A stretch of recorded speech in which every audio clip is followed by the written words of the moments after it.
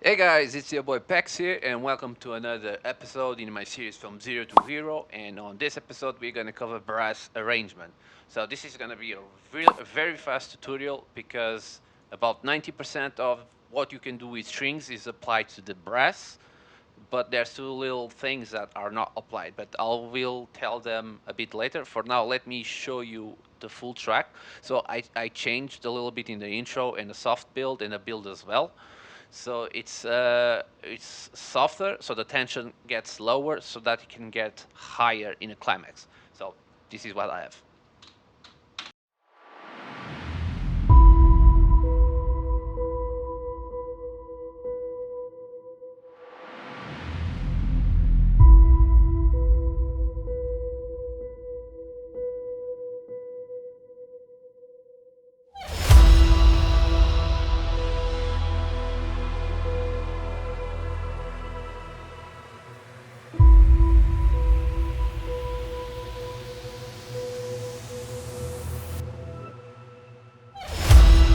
In my dream, I am fading away into the sky.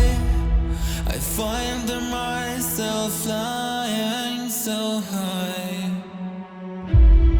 and I see how the lights burning down all the lives.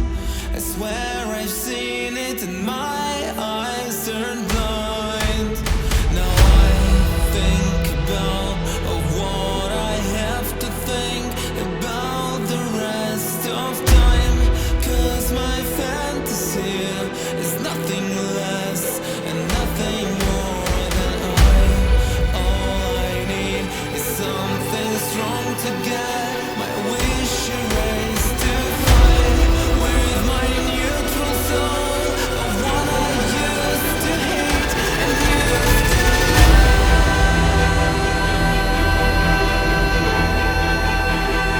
like. In my dream, I can leave all my scars, and I feel I belong to the stars. And someday, I believe I'll get away from you to find myself. So I hope you enjoyed the changes that I made. This the majority of the changes are based here in the intro, and I just added the little brass sections here before the climax and on the climax.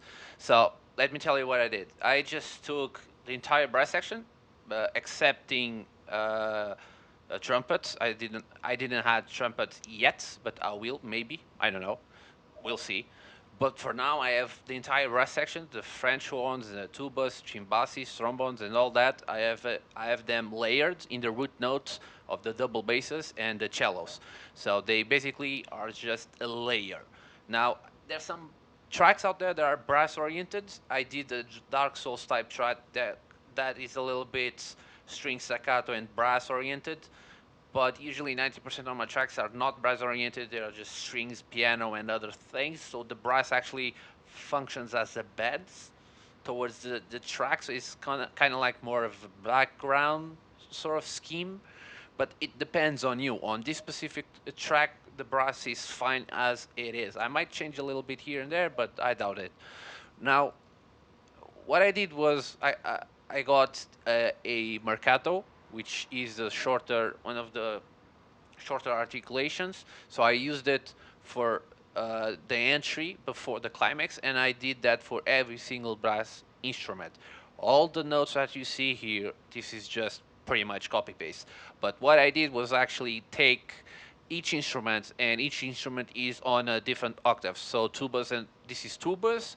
So trombones and cymbasi are around on C3, and the French horns are based on C4, so that the strings and the vocals can shine like in the middle frequencies up.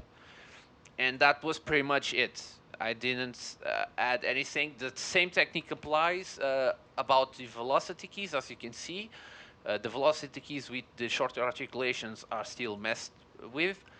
but the sustain notes don't really matter, so I just kept them in default. Um, and that's it. That's it for the brass. It's quite easy actually. But let me tell you the two things I told you in the beginning of this video. What you need to look out for. So basically, on the brass section and on any wind instrument, you have to take the consideration that there's actually people playing it. So people need to breathe. Every breath you take.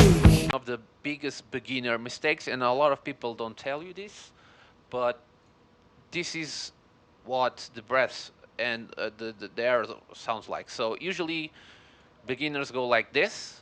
Let's say you got the attack and release right, but usually beginners do like this. The note needs to fit and to be stretched on the other notes, and listen to what it sounds like.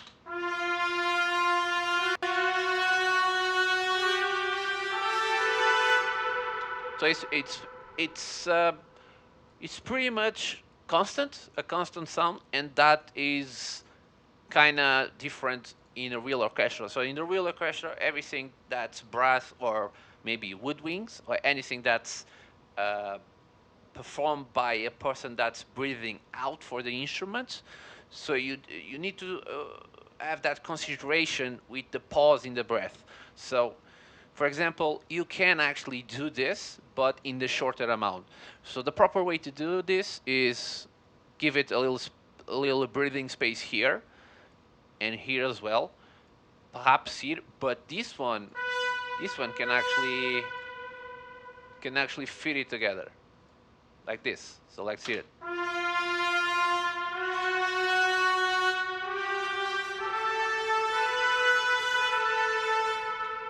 So now it seems more organic. So this is one of the major mistakes that beginners do when they do any sort of uh, wind instruments. So including brass, woodwinds, and all the other ones that require a person to breathe on them. So this is the major point I was telling you about. And the other one is adding a lot of brass uh, on top of everything. So usually if you want, it's something I was explaining, if you want just a brass oriented soundtrack, so you get every other single instrument to perform as a background for that brass, because brass is a really strong section and it can overpower easily any other section, so you have to be very careful with that. But this is pretty much it, a tutorial. So everything that you know about the tags, releases, velocity keys, dynamics, and expression, this is all work here. So everything is the same as the strings except the breathing part. So in the strings, you can actually go ahead and make them all fit. It doesn't really matter, because in the strings you can always play in a long sustain note forever. And but the brass is quite different. Any woodwind or breathable instrument needs to have some pauses. So don't forget that when you build your brass. And that's it. That's it for this tutorial. It was really fast tutorial. I just really wanted to show you how you could build up brass. You can also add the trumpets uh, towards the melody, the French horns perhaps towards the counter melody, and every single other brass track for the lower section, meaning the root notes. So that's it. Hope you enjoyed this tutorial, and on the next tutorial I'm going to cover percussion. It's going to be a more detailed tutorial, and I hope you stay tuned, and I'll see you in the next episode.